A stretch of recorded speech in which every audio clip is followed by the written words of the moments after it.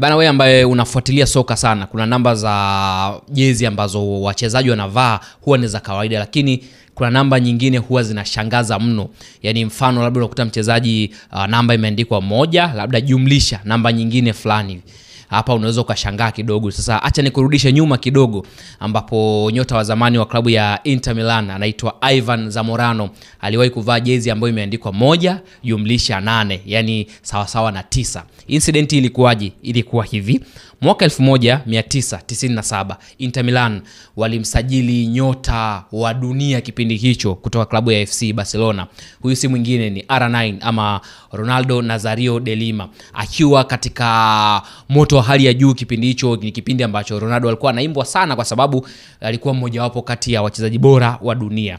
Inter walimsajili, lakini wakati wanamsajili, mara baada ya kutua kunako Inter Milan, Ronaldo alikuwa anataka jezi namba 9, na wakati huo sasa alimkuta Ivan Zamorano ndiye anayevaa jezi namba 9 kunako klabu ya Inter Milan. Uongozi wa Inter Milan ukakaa chini pamoja na nyota huyu na kumwambia kwamba amkabidhi ile jezi Ronaldo de Lima, kitendo ambacho Ivan Zamorano alikubali, lakini alichokiomba kwamba msimu ukiisha, mimi bila hiana nitamkabidhi jezi hii Ronaldo Nazario de Lima, lakini kwa msimu huu acha kwanza avae jezi namba 10, then msimu ujao atavaa jezi namba 9. Basi msimu ulipopinduka, mambo yakawa sawa. Ivan Zamorano akakubaliana na de Lima na akampatia ile jezi namba 9, yeye akabaki na ile namba 10. Lakini alichokifanya kilikuwa ni brilliant idea. Kilichofanyika ni kwamba Ivan Zamorano alikaa na uongozi wa Serie A pamoja na rais wa kipindi hicho wa klabu ya Inter Milan na kumwambia kwamba yeye ana idea kitofauti, kwamba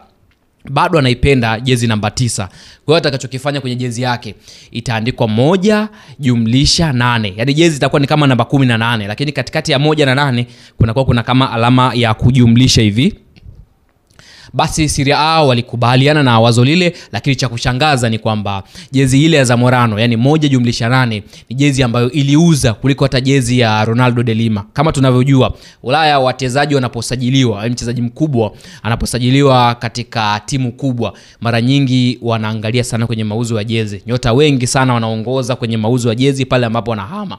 Mfano, kipindi hata Alexis Sanchez anajiunga na klabu ya Man United, ni nyota ambaye jezi yake iliuzwa sana. Lakini jezi ya Cristiano Ronaldo akiwa Man United, akiwa Real Madrid, pia jezi yake iliuza sana. Paul Pogba vile vile jezi yake iliuza sana kipindi hicho. Kwa hiyo wanafanya biashara mara mbili, biashara ya mchezaji lakini pia biashara ya jezi. Kwa hiyo kwa msimu huo jezi ya Zamorano ile ya 1 jumlisha 8 iliuza zaidi kuliko hata ile jezi ya R9 ama Ronaldo de Lima.